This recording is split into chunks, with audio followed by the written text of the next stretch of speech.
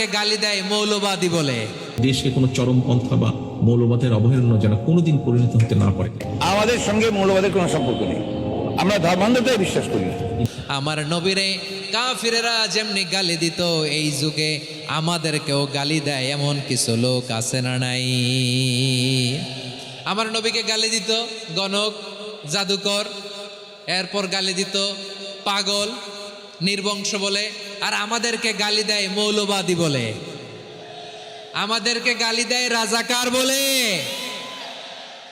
রাজাকার শব্দটা তো এখন একটা অ্যাওয়ার্ড হয়ে গেছে, অ্যাওয়ার্ড। রাজাকার রাজাকার গালি দেওয়ার দিন শেষ।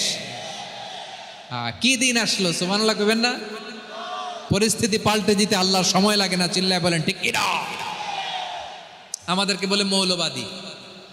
আমরা আসল কথা বলি, ভালো কথা বলি, দেশপ্রেমের কথা বলি, আমরা জনগণের কথা বলি, আমরা মা মাটি ও মানুষের কথা বলি, আমরা ইসলামের কথা বলি, আমরা দেশের সমৃদ্ধির কথা বলি, এজন্য আমাদেরকে বলে মৌলবাদ। আবার আমাদেরকে বলে ধর্ম ব্যবসায়ী, আছে না নাই?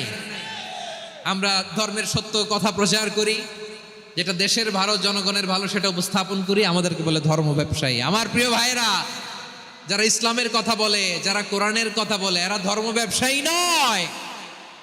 খবরদার, আলেমদের বিরুদ্ধে দাঁড়াবেন না। আলেমদের পক্ষে থাকলে আপনার জীবন উজালা করে দিবে কে?